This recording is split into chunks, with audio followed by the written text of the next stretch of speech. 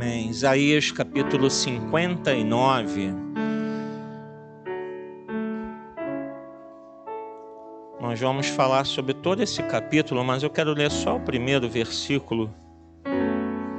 Esta palavra do profeta ao seu povo, Isaías 59.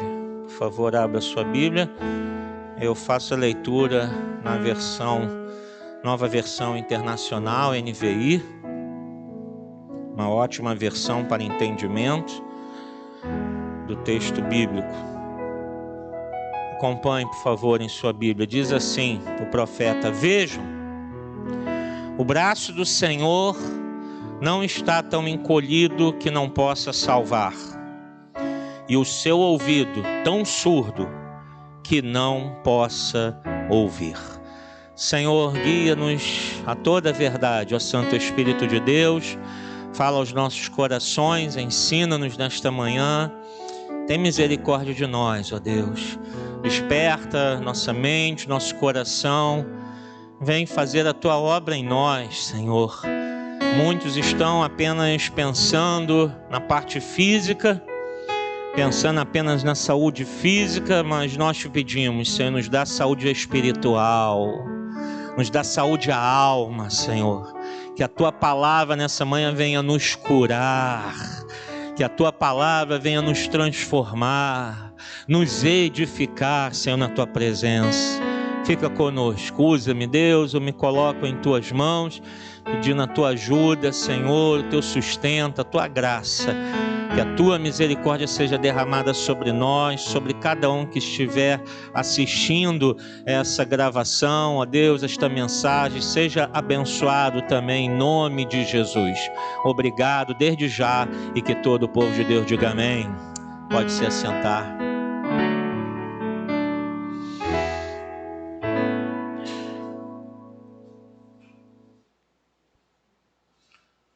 Irmãos, nesses dias tão difíceis, nós temos que nos voltar para a palavra de Deus. Temos que nos voltar para as Sagradas Escrituras, nos agarrar à Bíblia, ler, estudar e colocar o nosso coração, os nossos ouvidos sensíveis ao que Deus quer falar conosco.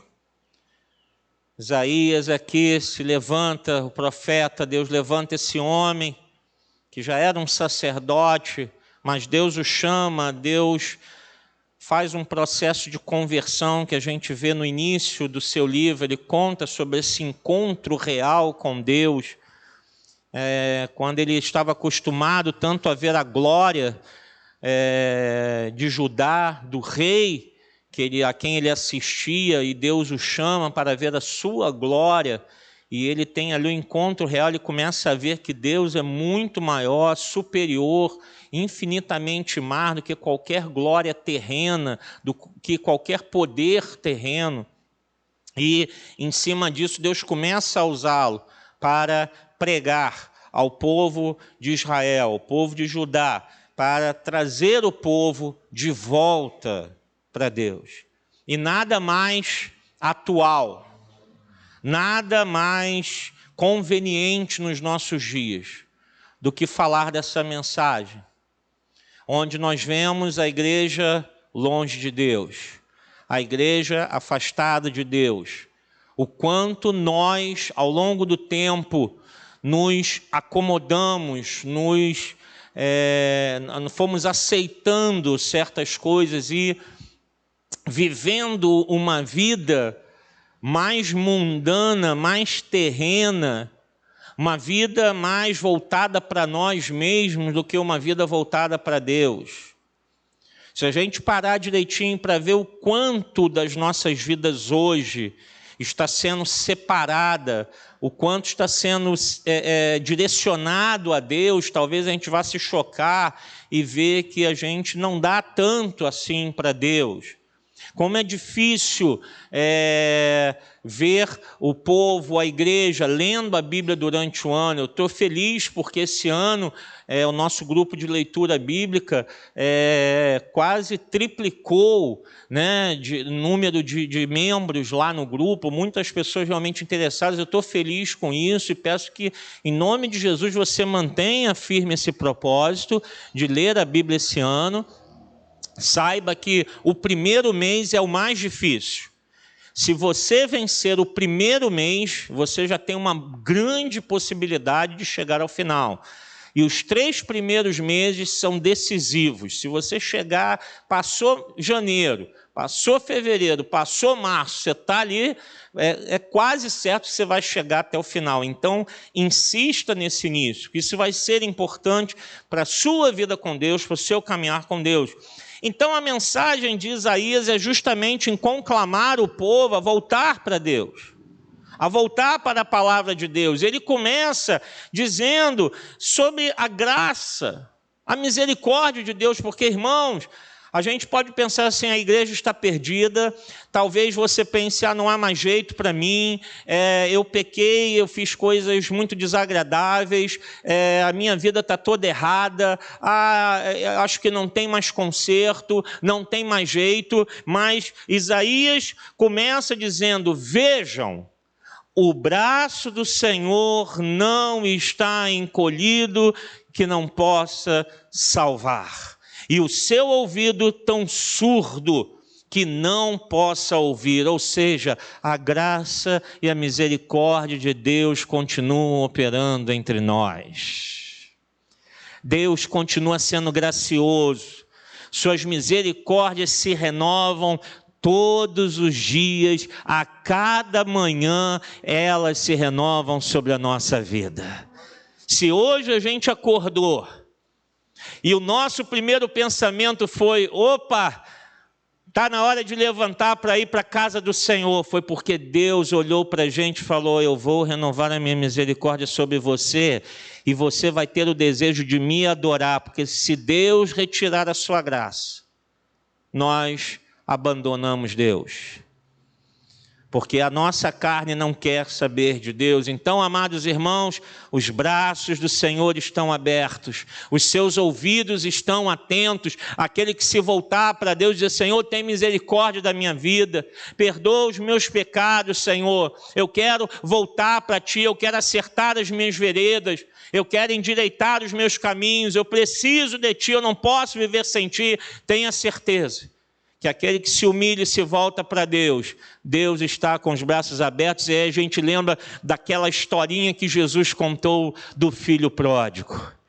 Os braços do Senhor sempre estarão abertos para dizer: vem, meu filho, seja bem-vindo de volta. Que bom que você voltou para a minha casa, que bom que você voltou para os meus braços, né? Vamos lá, mas pai, eu pequei, eu fiz tanta coisa errada. Tá bom, não importa, a minha graça é superabundante na tua vida, a minha misericórdia se renova na tua vida. Os ouvidos do Senhor não estão fechados para não ouvir a nossa oração, pelo contrário, Ele ouve quando nós clamamos de forma clemente, de forma piedosa, falando: Senhor, eu preciso de Ti. Ele ouve. Ali está um coração, ali está uma boca que está se abrindo para buscar a minha graça, não interesse no que eu posso dar, no que eu posso fazer. Não quer o meu poder somente, Ele quer a minha presença.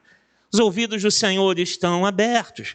O versículo 2, Isaías vai dizer: mas as suas maldades separaram vocês do seu Deus, os seus pecados esconderam de vocês o rosto dele, e por isso Ele não os ouvirá.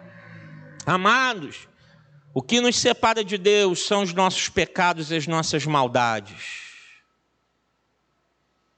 Como o nosso coração é mau.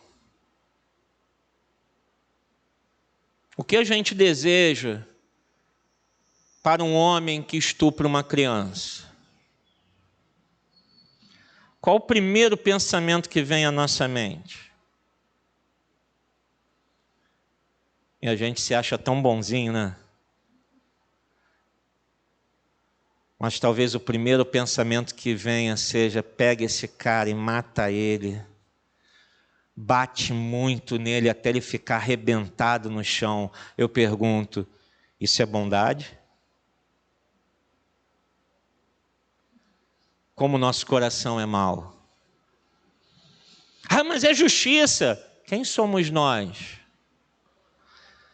para falar de justiça quando a própria palavra de Deus diz que a nossa justiça são como trapos de imundícia?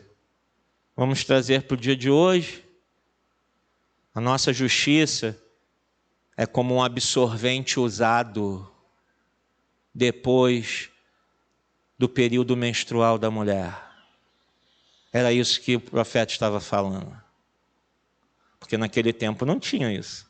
Usavam-se trapos, tiras, panos para segurar as regras da mulher. E aquilo era, a mulher ficava imunda cerimonialmente, ou seja, ela não podia ir ao templo cultuar a Deus. Isaías fala: você se acha justo? Isso é trapo de imundícia aos olhos de Deus. Só Deus é justo. O que nos separa de Deus, irmãos? Nossos pecados, nossas maldades, o nosso coração. Assim como aquele povo se achava religioso, quantos hoje não se acham religiosos, crentes? Se eu perguntar aqui, você é crente? Qual de nós não levantará a mão? Eu amo a Deus. Muitos acham que a sua crença, ou porque foram criados na igreja, ou tiveram um dia uma experiência, um encontro com Deus, pronto, isso é bastante, isso é suficiente. Porque os nossos jovens, e eu digo quando falo assim da igreja de um modo geral, estão abandonando a igreja e indo para o mundo.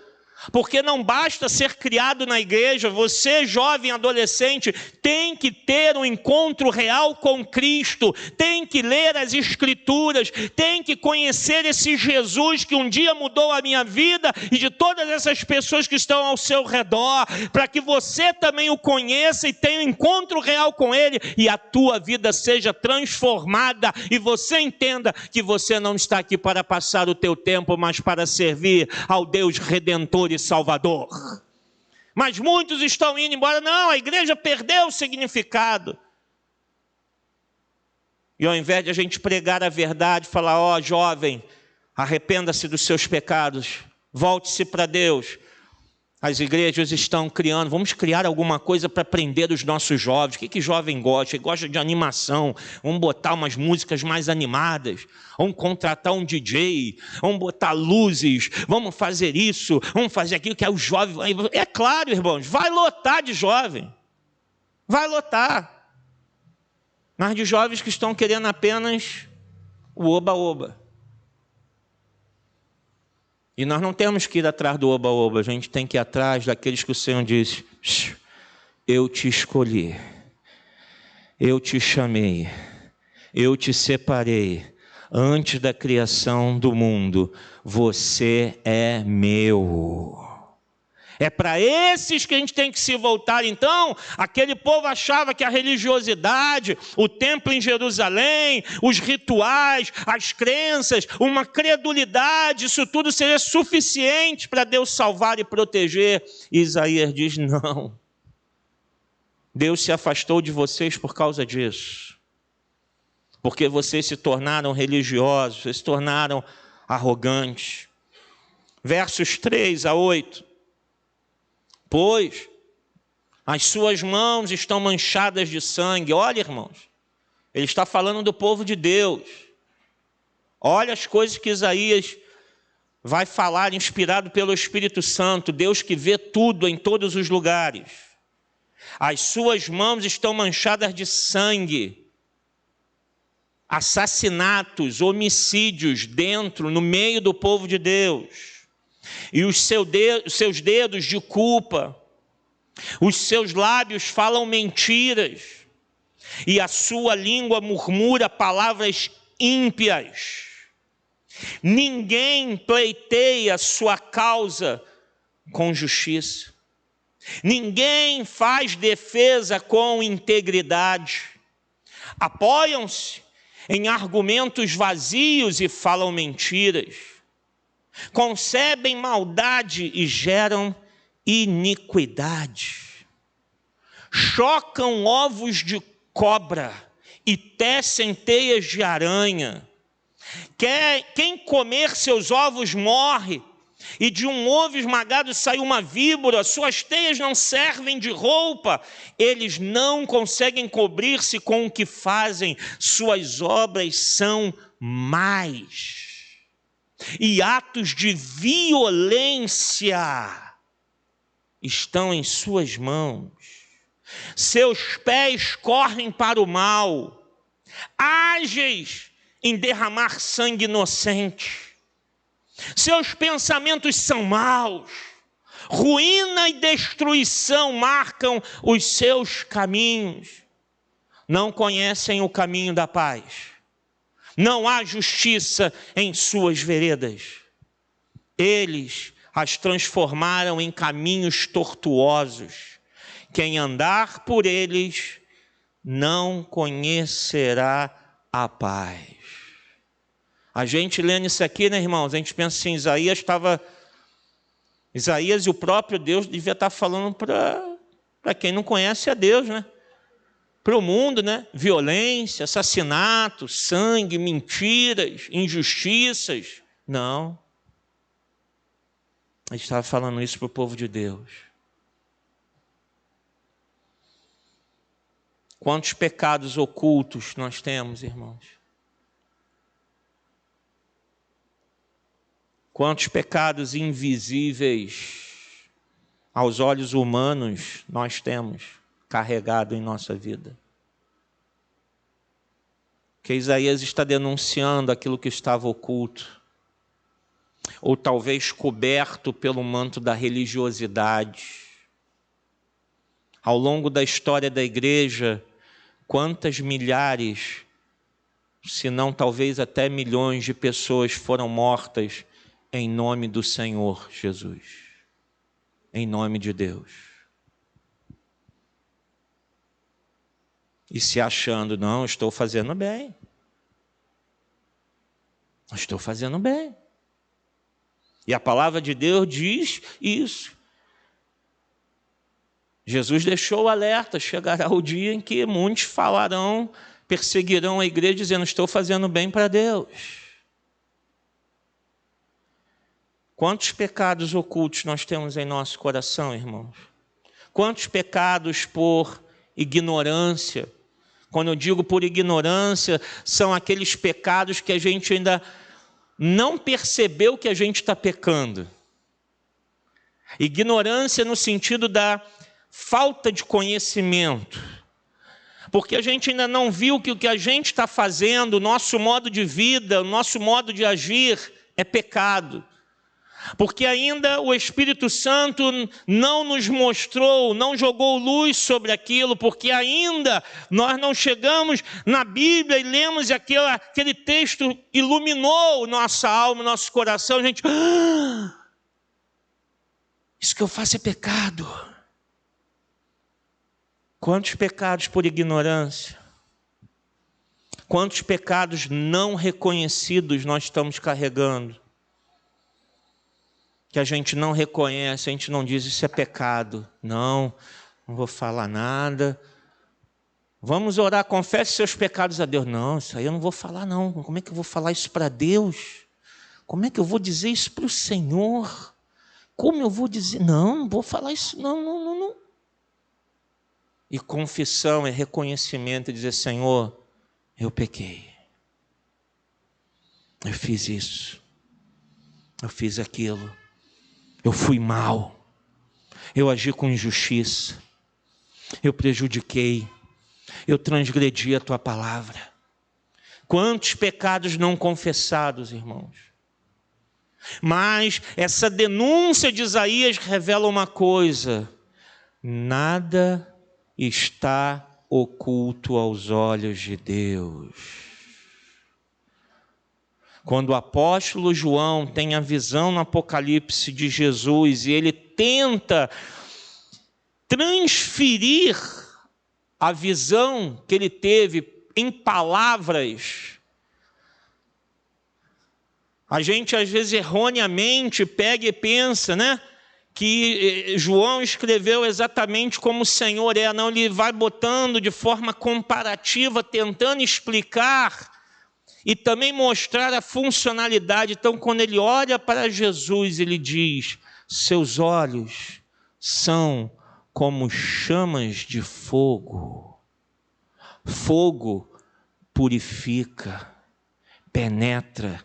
Como conter o fogo, irmãos? Como é difícil conter fogo. Taca fogo numa floresta, como é difícil conter. Homens e mulheres que trabalham e se especializam e treinam, têm imensa dificuldade para, às vezes, conter aquele incêndio. Os olhos do Senhor penetram os nossos corações. Não há nada na nossa vida escondido aos olhos de Deus. Nada. Nossos pensamentos mais íntimos.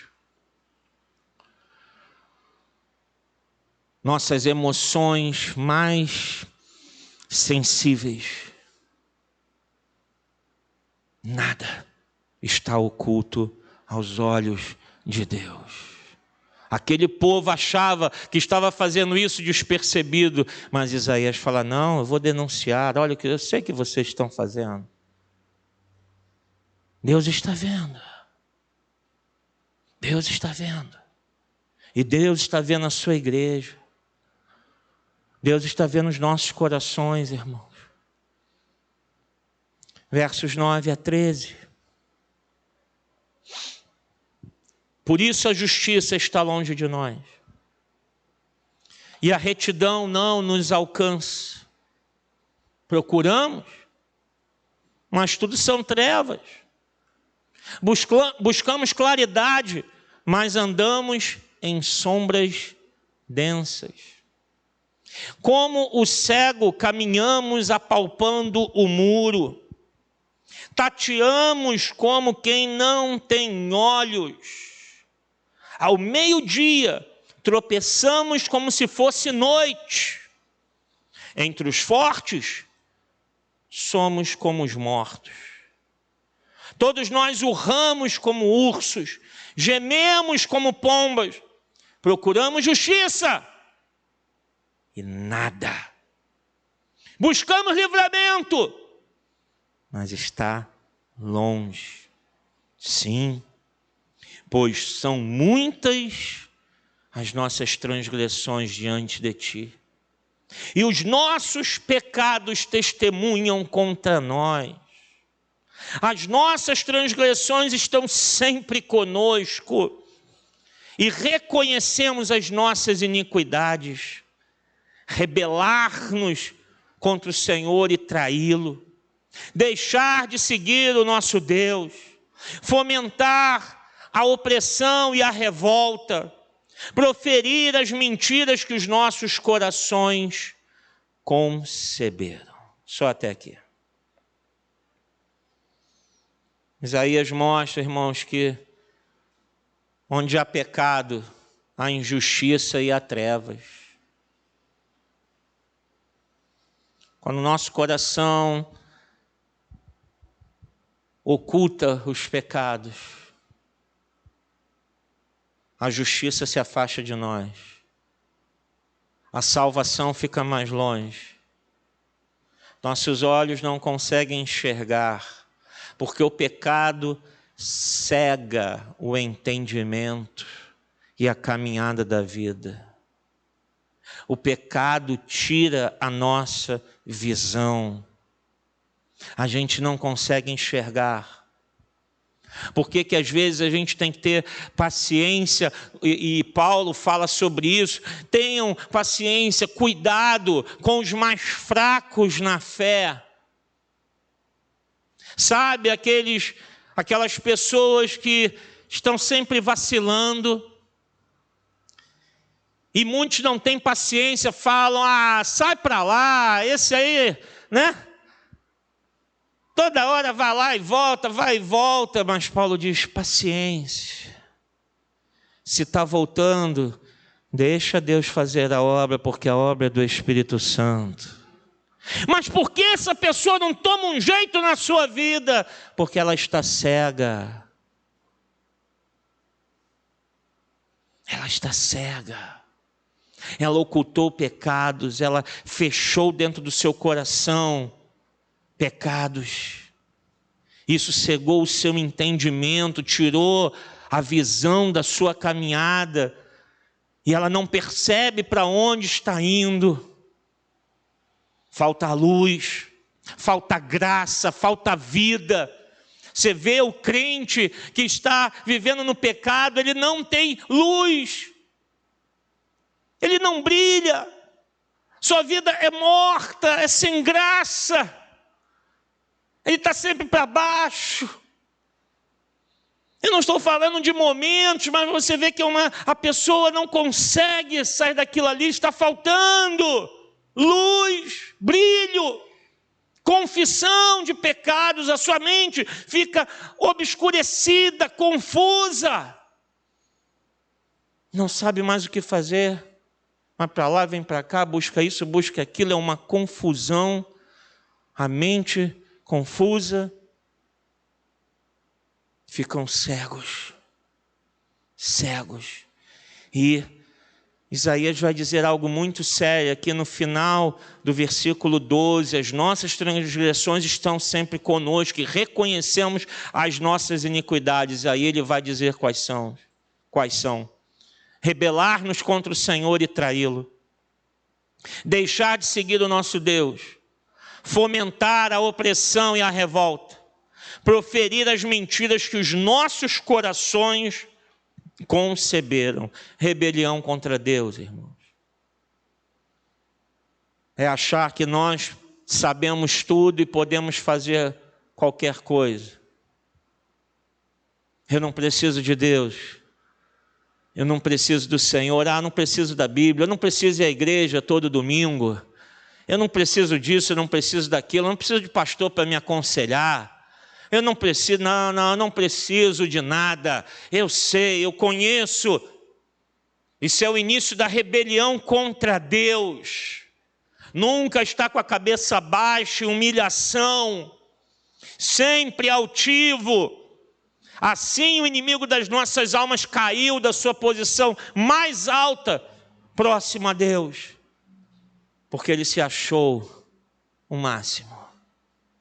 Ele pensou, eu posso ser como Deus, eu posso me assentar no trono de Deus. E aquele povo achava, nós somos o povo de Deus. E hoje, o que a gente vê nos nossos dias de hoje? Um povo dizendo, nós somos evangélicos, nós somos não sei quantos % da população no Brasil, nós temos representantes políticos.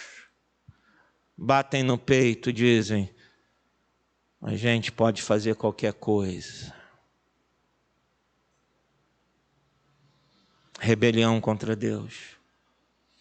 E o que a gente está vendo? O pecado dentro da igreja se alastrando. É prostituição, mentiras, palavrões, adultérios, pornografia, drogas dentro da igreja de Jesus. Dentro da igreja. Isaías diz, isso é traição contra Deus. Pecamos em que estamos traindo a Deus? Desobediência aos mandamentos do Senhor, desobediência à voz de Deus, falta de amor ao próximo, mentira, autossuficiência, soberba, arrogância. Isso tudo está nos afastando de Deus, irmãos, assim como afastou aquele povo de Deus. Deus trouxe juízo sobre aquela nação, porque o povo escondeu os seus pecados e disse, não, nós somos o povo de Deus.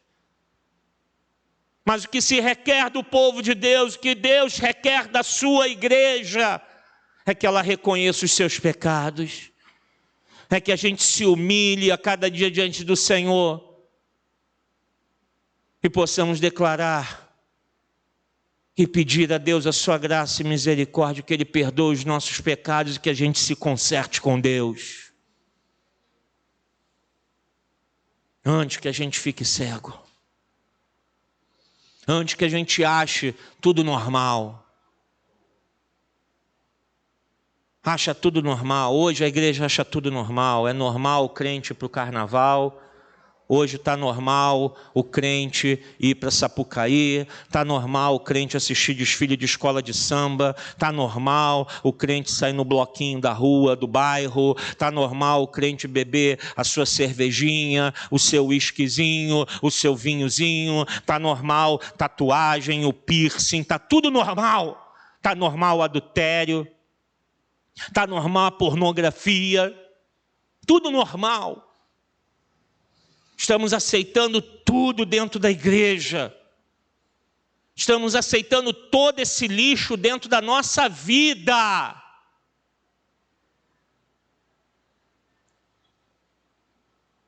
E a gente acha normal.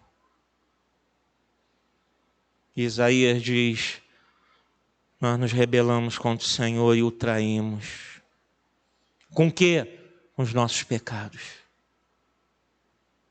Com os nossos pecados. Com as nossas maldades. Com as nossas traições. Com as nossas iniquidades. Verso 14 e 15. Assim a justiça retrocede, a retidão fica à distância. Pois a verdade caiu na praça e a honestidade não consegue entrar.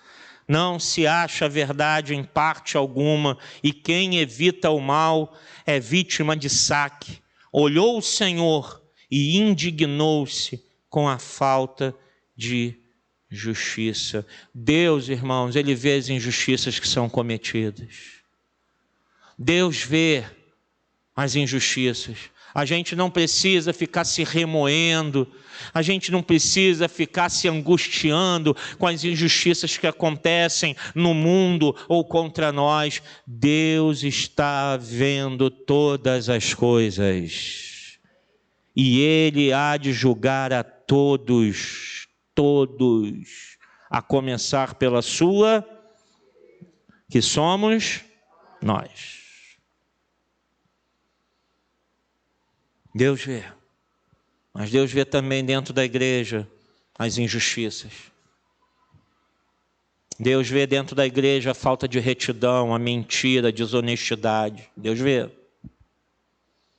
Deus vê o irmão passando a perna no outro irmão, enganando, mentindo. Deus vê. Deus vê líderes que têm sido desonestos no cuidado com as ovelhas do rebanho. Deus está vendo. Deus vê líderes que estão sendo injustos, porque tratam bem aquele que tem uma melhor condição, ou porque são amigos chegados, e destrata aquele que não tem nada a oferecer, ou é pobrezinho, ou não tem nenhuma qualificação. Deus está vendo tudo isso, irmãos. Deus está vendo a desonestidade, a mentira, a ganância, mas o que falta? Falta confissão, falta arrependimento entre nós. Falta abandonar o pecado e as obras mortas. Isso tem que começar por nós. Não adianta a gente chegar e falar: vamos ter um 2022 melhor. Como? No pecado? Você ainda tem esperança de que esse mundo será melhor? Não vai. Cada dia é pior. Porque o mundo só quer saber do pecado, de se afastar de Deus. E a gente olha para a igreja, que tem que ser sal e luz, e a igreja está seguindo o mesmo caminho. Criou uma imagem de Deus no seu coração. Criaram uma imagem de Deus. Estão carregando essa imagem de Deus, mas seus corações estão distantes do Senhor. E a gente vai ver um 2022 melhor só se houver um avivamento no meio da igreja. E como começa o avivamento? É na oração, é na leitura da palavra, é na confissão de pecados, é no arrependimento dos nossos corações, é em nos voltar para Deus e abandonar o pecado e obras mortas. Aí você vai falar isso para certos crentes. Eles falam: tu está de brincadeira. Você é muito intransigente. Você é muito exagerado. Você é muito radical. Eu pergunto, Jesus não foi radical?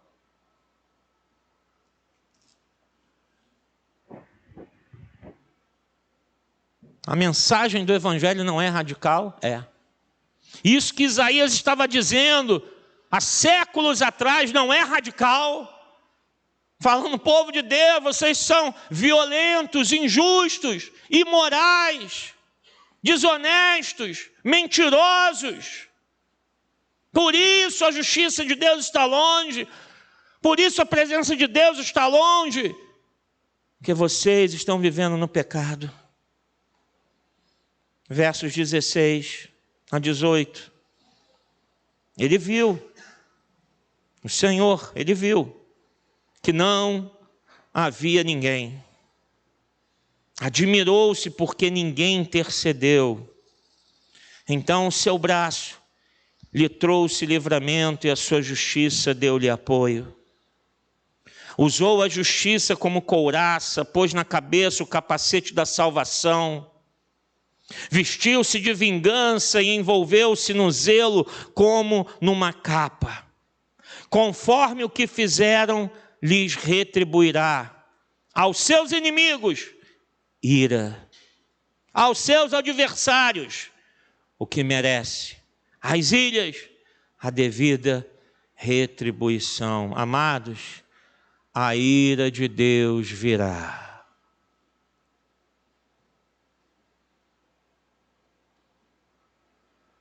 E eu me atrevo a dizer que Deus já está mostrando parte da sua ira contra a igreja no Ocidente. Porque é uma igreja que está abandonando o Senhor. Uma igreja secularizada. Uma igreja que quer ser moderna, antenada e agradar a todos. Quer ter um discurso bom de se ouvir para o pecador.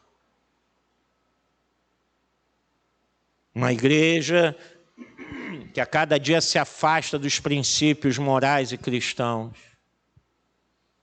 Isaías diz, Deus está se armando, a sua ira virá. Assim como a sua ira veio sobre aquele povo, sua ira virá sobre a igreja, irmãos. E nós precisamos clamar e interceder pela igreja no Brasil, para que Deus tenha misericórdia da nossa nação, para que Deus mude esse quadro de igrejas que estão pensando apenas em fama, sucesso, números, poder, influência, celebridades. Abandonamos o culto a Deus. Estamos cultuando celebridades. Estamos cultuando personalidades. Igrejas que sequer num culto abrem a Bíblia. Igrejas que sequer pregam a palavra. Mas hoje virou moda você apenas ser aquele incentivador, aquele animador. A história do coaching, vamos colocar isso na igreja para a gente levantar a moral da galera. E aquelas palavras de incentivo, de ânimo, isso não é a palavra de Deus. Mas ele usou textos bíblicos. Não, isso não é a pregação do Evangelho.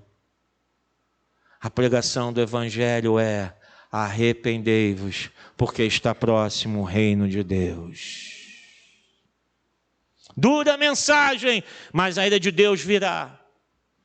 Sua justiça se cumprirá nessa terra e no dia final. Não é algo só para o futuro, irmãos. Deus já executa os seus atos de justiça, a sua ira tem sido derramada já nessa terra, sobre um povo que se volta contra ele, que mesmo conhecendo as Escrituras, abandona o caminho de santidade e fé. Estão seguindo esse mundo e, infelizmente, com tristeza, a gente verá o juízo de Deus sobre muitos, como a gente já viu ao longo do tempo, e será cada vez mais severo. Esse vírus que está por aí, a gente já vê como Deus trouxe juízo a muitas igrejas que fecharam as portas e não existem mais. Quantas igrejas de sucesso, multimilionárias, estão padecendo, cheias de dívidas, porque Deus não está ali. Porque não estão cultuando a Deus. Não ao Deus verdadeiro. E a justiça de Deus está vindo. Isso é alerta para o nosso coração. Versículo 19. Desde o poente, os homens temerão o nome do Senhor. E desde o nascente a sua glória.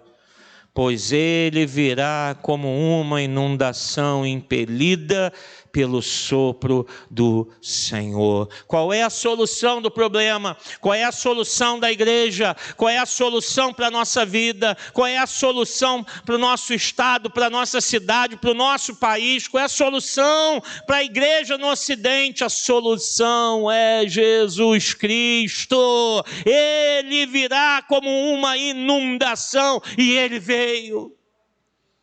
Ou a igreja se volta para Jesus, se volta para os caminhos do Senhor, é a única esperança, é a única solução, e era a única solução para aquele povo. Isaías estava dizendo: olha, ou vocês se voltam para Deus, ou não há jeito, vocês vão perecer. Vocês vão perecer.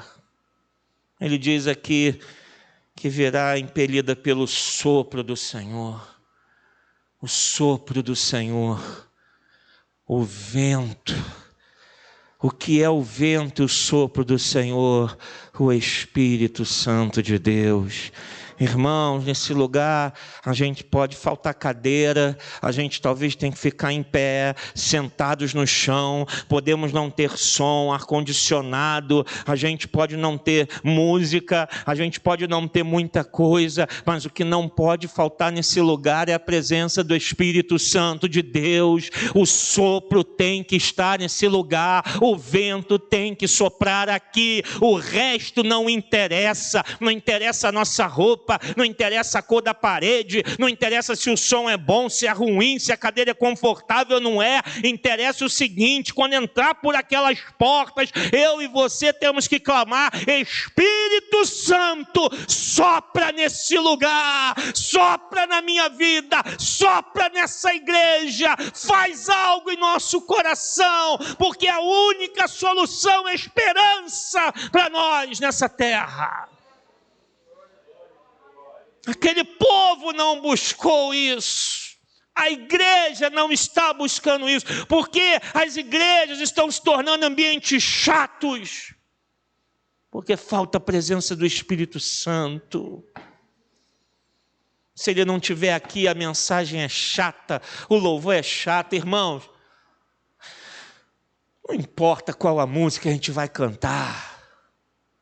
Aprenda isso na sua vida cristã. A gente pode passar aqui o mês inteiro cantando os mesmos louvores, todos os cultos. Não importa. O que vai fazer diferença não é a letra que está sendo projetada ali, não é um arranjo bonito, se esses músicos sabem tocar ou não sabem, se eles erram ou não erram. O que importa verdadeiramente, e eu não estou desprezando nada disso, o que importa verdadeiramente é que a gente adore a Deus com cada palavra ali projetada, que o nosso coração se volte para Deus, para dizer cada uma daquelas frases, adorando verdadeiramente ao Senhor, e aí nada mais importa. Não importa se quem está do teu lado, atrás, na frente, você não quer saber, você não vai ficar, deixa eu ficar de olho aberto para ver se alguém está me olhando. Você só quer saber de uma coisa: eu tenho que adorar a Deus, eu tenho que entregar ao Espírito Santo a minha adoração, porque Ele está nesse lugar, o sopro está aqui. Tudo mais perde o significado, perde o brilho. Nada mais importa, nada mais interessa. Só uma coisa: o sopro do Espírito. Versículo 20. O Redentor virá a Sião. Olha a promessa sobre o Messias. Aos que em Jacó se arrependerem dos seus pecados, declara o Senhor. Irmãos, o Espírito Santo opera a redenção, a salvação para os arrependidos, para os clementes, para os contritos. Aquele que buscar a face de Deus, reconhecendo os seus pecados, a sua insignificância perante a grandeza e o poder e a glória de Deus. Reconhecer que eu não sou melhor do que quem está ao meu lado, à minha direita, à minha esquerda, atrás, na frente, ao meu redor. Não. Eu sou tão pecador como todos nessa terra.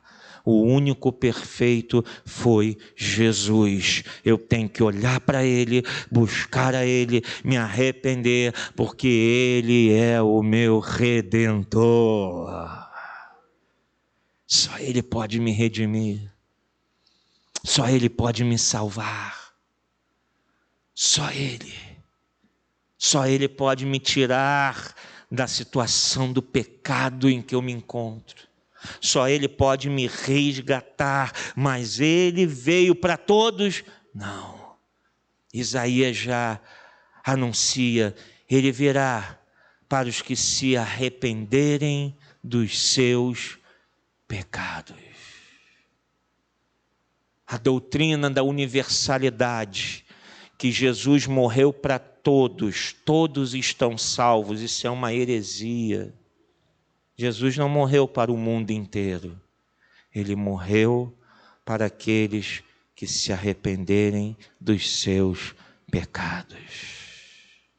Esses serão salvos. Esses são alcançados pela graça de Deus. Esses são redimidos. E os demais irão para o inferno. Irão para o inferno. Ah, pastor, mas eu conheço uma pessoa que é tão boa. Sem Jesus, vai para o inferno. Mas aquela pessoa é tão caridosa, ela não faz mal a ninguém, uma pessoa tão boa, vai para o inferno. Porque a salvação não é baseada nos nossos méritos. A salvação está em Cristo Jesus. Se eu me arrependo dos meus pecados, o meu Redentor vem para mim. Se eu não me arrependo, Ele se afasta. Ele vai para longe. Versículo 21. Quanto a mim, esta é a minha aliança com eles, diz o Senhor. O meu Espírito, que está em você, e as minhas palavras que pus em sua boca, não se afastarão dela, nem da boca dos seus filhos, nem dos descendentes deles, desde agora e para sempre, diz o Senhor Yahvé, eu sou. O que Paulo disse, irmãos, e o que Jesus falou aos seus discípulos: eu vou, mas eu não deixarei vocês sozinhos, não. Eu enviarei o Espírito da promessa. A promessa, o meu Espírito, o sopro do Senhor, Ele virá. Jesus disse: eu vou enviar o Espírito da verdade, o Consolador. Eu vou enviá-lo. Ele, diz Paulo, é o selo, é o penhor, a garantia de que um dia Jesus voltará. e de que nós estamos andando na sua presença. Sem o Espírito Santo, não há garantias. Se o Espírito Santo não faz parte da nossa vida cristã, não há garantia de salvação. Ele vai conduzir vocês à verdade, mostrando onde está o pecado. Ele vai convencer o mundo do pecado, da justiça, do juízo. Ele, o Espírito Santo, para que vocês se arrependam. Lembrem-se das minhas palavras que eu ensinei. E vocês se corrijam, se consertem, se arrependam e se voltem para Deus, até que um dia eu volte para buscar a minha igreja. Esse é o Espírito Santo, que não pode faltar na nossa vida, não pode faltar em nosso coração. Ele diz mais, essas bênçãos não servem só para nós. Ele diz, olha, quando você anda nos caminhos do Senhor, você transmite as minhas palavras que eu pus na sua boca, elas vão para a boca dos seus filhos, porque você vai passando para a sua geração seguinte e para outra geração. Você quer ver a tua descendência servindo a Deus? Sirva a Deus de todo o teu coração. Entrega a tua vida a Jesus. Se conserta dos teus pecados, que os teus filhos vão olhar para você e vão dizer, eu preciso de Jesus. O que meu pai e minha mãe vivem é o que eu preciso para a minha vida. E eles vão falar isso para os filhos deles, e os filhos deles para os filhos deles, e assim a boca estará anunciando a palavra de Deus, que é: arrependam-se dos seus pecados e se voltem para Deus, antes que a justiça, a ira do Senhor venha sobre vocês, e que o Espírito Santo possa se manter sobre a vida de vocês. Tem bênção maior para a nossa família? A gente fica preocupado aí, o que eu vou deixar para os meus filhos? Eu tenho que juntar um dinheiro para os meus filhos. Eu tenho que montar um patrimônio para os meus filhos. A gente tem que deixar Jesus para eles. O Espírito Santo. O que a gente vai deixar para essa igreja? Porque um dia não estaremos mais aqui, irmãos. Um dia, quem sabe o pastor vai ser o Renan, o Pedrinho, o Renan da Nilce. Quem sabe, no futuro, quem estará ali na porta recebendo os irmãos vai ser Manuela. Quem sabe? O que nós vamos deixar para essa igreja? Temos que deixar uma coisa: busquem a presença de Deus, que eles sejam melhores do que nós, que eles sejam mais santos do que nós, que eles sejam mais devotos do que nós, mas que eles vejam em nós a inspiração para dizer assim: eu quero servir esse Deus, eu quero servir esse Deus. Por que eu mantenho tanta proximidade com as crianças na igreja? Primeiro, porque eu gosto. É algo sincero do meu coração. Em segundo lugar, porque eu quero que essas crianças olhem para o pastor e digam: um dia eu quero ser pastor. Se eu não for um pastor, eu quero ser um diácono, sei lá, qualquer coisa, mas eu quero servir a Deus. Não importa o título. Eu quero servir a Deus. Eu quero que essas meninas olhem para o pastor e digam: eu quero um dia um homem de Deus ao meu lado, um servo, um homem temente a Deus. Eu quero ser uma mulher de Deus. Eu quero ser como o meu pastor. Eu quero inspirar nessas crianças, que elas sejam a próxima geração cheia do Espírito Santo. Não interessa se elas vão ser engenheiras, médicas, advogadas, gari, catadora de reciclável, não me interessa a profissão delas, isso pouco importa. pouco importa. Espero que todas trilhem um bom caminho, mas isso pouco importa. Que eles sejam homens e mulheres de Deus. Vamos ficar de pé, que Deus te abençoe rica e abundantemente. Senhor,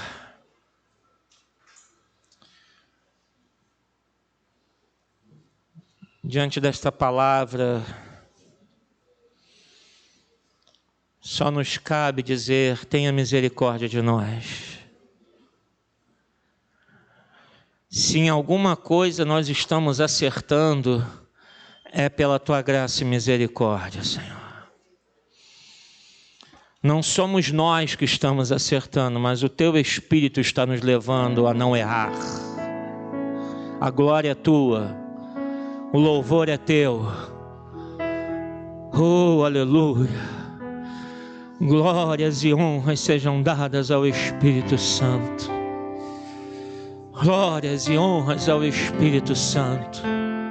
Santo, santo, santo é o Senhor. Jesus, sejas o centro da nossa vida. Seja o centro do nosso coração, dessa igreja, de tudo que fizermos. Tudo, de tudo, Jesus. Pedimos perdão pelos nossos pecados.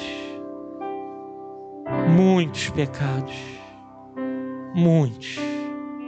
Não são poucos não, Senhor. Somos muito pecadores. Somos muito maus. Somos muito iníquos. Nós mentimos. Nós trapaceamos. Nós enganamos. Nós matamos. Se não pelas nossas mãos, muitas das vezes com as nossas palavras. Precisamos da tua graça e misericórdia sobre nós. Afasta de nós a tua ira. E não afaste de nós o teu Espírito. Jesus, pode faltar tudo nesse lugar, Senhor. Não deixa faltar a tua presença e o teu Santo Espírito. Nós te pedimos isso em nome de Jesus. Senhor, talvez a gente nunca mais faça nenhuma obra nessa igreja, ela fique caindo aos pedaços. Mas que a nossa glória seja ver esse lugar cheio do Espírito Santo. Porque não adianta, Senhor, ter as paredes tão belas, pisos tão bonitos, mas um templo vazio. Meu Deus, tem misericórdia de nós. Tem misericórdia de nós. Não deixa, Senhor, que falte a esse lugar a tua presença. A cada dia conserta os nossos caminhos, endireita as nossas veredas. Nos mostra, Senhor, onde temos falhado, pecado. Conserta a nossa vida, Espírito Santo. Nós somos os vasos.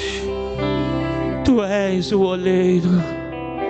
Só tu podes consertar esse vaso. Só o Senhor pode consertar este vaso. Tem misericórdia de nós. Nesses dias tão difíceis, tem misericórdia de nós. Nós oramos, te agradecemos em nome de Jesus. Que a igreja do Senhor diga amém. E em louvor te adoro. Erga as suas mãos, feche os seus olhos e diga: meu coração eu quero derramar diante do teu altar. Espírito, Espírito enche a minha vida, Espírito,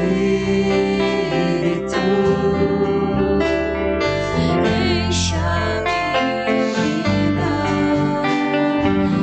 enche-me do teu poder, pois de ti eu quero ser. Espírito, enche o meu ser. Erga as suas mãos e vamos dizer: as minhas mãos eu quero levantar. Senhor, obrigado por essa manhã. Obrigado por essa reunião dos santos na tua casa, na tua presença. Leva-nos em paz aos nossos lares. Guarda-nos e livra-nos de todo mal. Que a tua presença nos acompanhe. Que a tua presença seja conosco a cada momento. Obrigado por tudo. Em o nome de Jesus Cristo. E em louvor, te adorar, meu coração eu quero derramar diante do teu altar, diante